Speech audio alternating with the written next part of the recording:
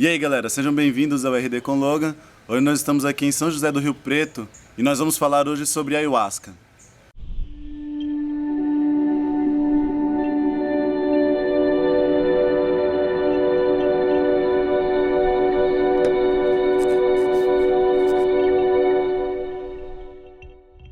A origem da palavra ayahuasca vem do Quichua, que significa aya, cipó, e huasca, alma, ou mortos. A ayahuasca ela tem o início dos povos originários da Amazônia, que através de rituais xamânicos, eles têm um objetivo de cura e buscar uma contemplação de uma realidade oculta. O processo de feitio da ayahuasca é feito de seguinte forma, é a junção de um cipó com uma folha. O cipó ele é chamado de jagube com a folha chacrona. Ela é feita a partir de um processo de decocção, que seria colocar o cipó e as folhas dentro de uma panela e deixar fervendo por bastante tempo, com o intuito de extrair o princípio ativo. Tradicionalmente, o chá era feito da seguinte forma: os homens ficavam responsáveis pela colheita do cipó e pela bateção dele. Eu vou deixar uma foto aqui para vocês terem uma ideia. E as mulheres ficavam responsáveis pela colheita da folha da chacrona e pela lavagem dela. A aparência do chá, depois de pronto, ele é amarronzado e tem um sabor e um aroma muito peculiar.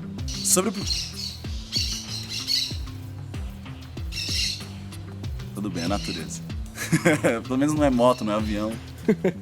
Sobre o princípio ativo da ayahuasca, existe na folha chacrona a molécula DMT, que é a NN-dimetiltriptamina. E no cipó jagube, 3 beta-carbolinas principais, que seriam elas a armina, a tetrohidroarmina e a armalina. O objetivo dessas beta-carbolinas é justamente inibir uma enzima que nós temos já dentro do nosso organismo, monoaminoxidase, que é conhecida também como MAO. Por que isso? Porque se isso não acontecesse, a MAO iria degradar o DMT e nós não iríamos absorver ele pelo organismo. Existem no Brasil 3 religiões principais que vieram do Acre, que tomam chá da ayahuasca. O primeiro, o Santo Daime, a Barquinha e a União do Vegetal. Dentro do Santo Daime existem 2 linhas principais.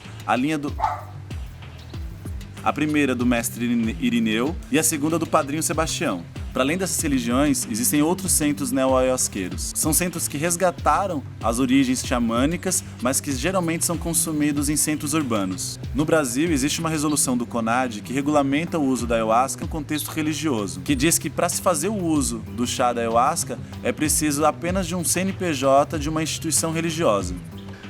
Parece que você fica mais nervoso para gravar vídeo do que... Porque falar? Sim. Com 300 pessoas? Até 5.000. Tem outros contextos onde a ayahuasca é usada, como arte visionária, uso recreativo, meditação, para autoconhecimento, entre outros. Porém, somente o uso religioso é permitido no Brasil. Um pouco sobre o efeito do chá da ayahuasca: a partir que a pessoa toma, começa a ter o efeito a partir de 30 minutos, e esse efeito ele tem uma duração até de 4 horas. Algum desses efeitos esperados da ayahuasca é uma experiência visionária, intensificação das emoções, visões de mandalas, fractais, animais, tudo isso com os olhos fechados, mas podem também acontecer com os olhos abertos.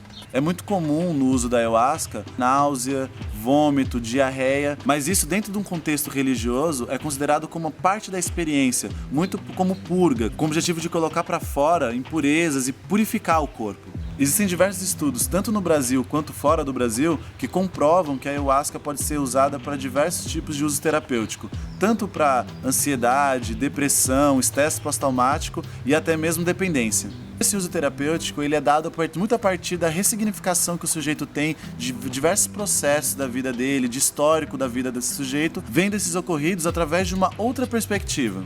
Bom, gente, agora vamos falar um pouco sobre a redução de danos no uso da ayahuasca. Primeiramente, principalmente quando vai se tomar no contexto religioso, é feita uma triagem. Nessa triagem é levantadas algumas questões particulares do sujeito. Por exemplo, se ele já tem... Sempre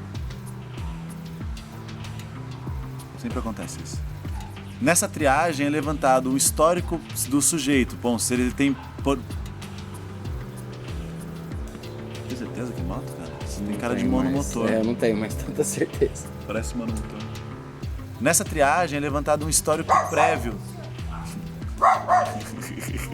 Nessa triagem é levantado um histórico prévio do sujeito. Por exemplo, se ele já tem um histórico psiquiátrico na família, ou se ele tem algum transtorno psiquiátrico, e esse tipo de situação, não é recomendável o uso da ayahuasca. Após essa triagem é feito um termo de consentimento. Nesse termo de consentimento é informado para o sujeito que pretende tomar ayahuasca quais são os efeitos esperados, o tempo e a duração do chá.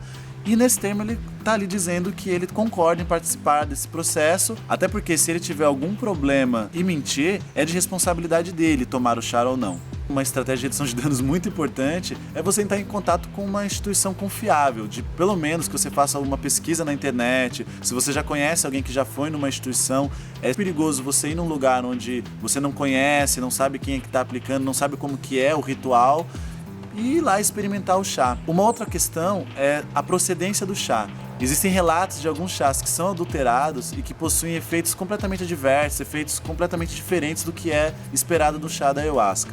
E por isso também a importância de ter uma instituição confiável. Se esse uso do chá for feito fora do contexto religioso, é importante você estar do lado de uma pessoa que já tomou chá e que seja da sua confiança, para que você evite alguns problemas, assim, para você, principalmente se você não sabe quais são esses efeitos, se você nunca tomou. E que minimamente tenha algum contato e tenha alguma experiência com a ayahuasca. Sobre alguns problemas que a ayahuasca possui, eu vou chamar o meu amigo Luiz para você poder falar sobre isso.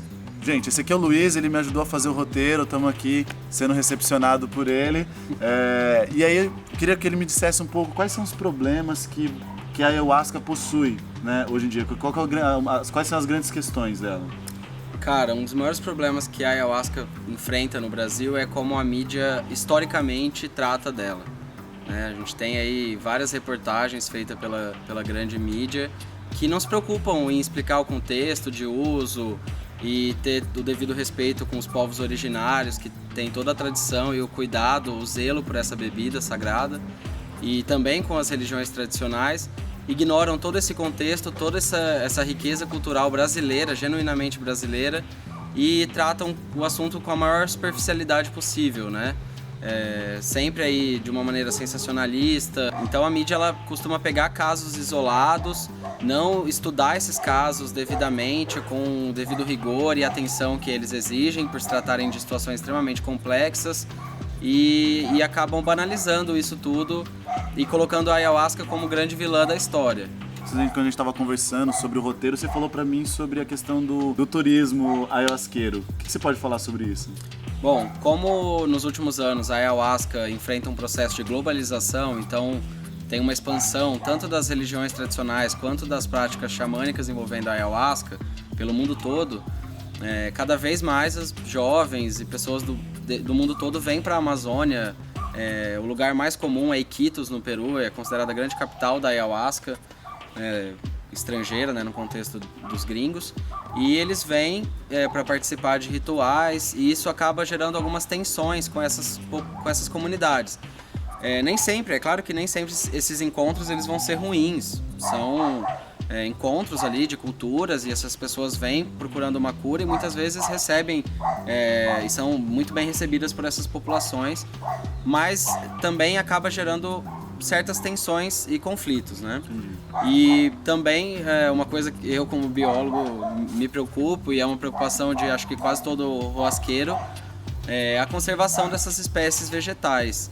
Então a ayahuasca, esse boom do consumo pode colocar em risco essas espécies, né? Inclusive ao redor de capitais que utilizam muito a ayahuasca, já é difícil de encontrar, né, o cipó e o arbusto. Então é sempre recomendado que as instituições que fazem uso da ayahuasca, que elas produzam sua própria bebida, plantando a chacrona, plantando o jagube. O manejo não é tão difícil assim, com um pouco de estudo e cuidado você consegue realizar um manejo dessas plantas, então para evitar de retirar isso da natureza. Tá certo, então. Bom, então eu acho que era isso que a gente tinha para falar, né? Eu agradeço, espero que vocês tenham gostado do vídeo, se inscrevam no canal. Bom, então é isso. Obrigado e até a próxima, galera.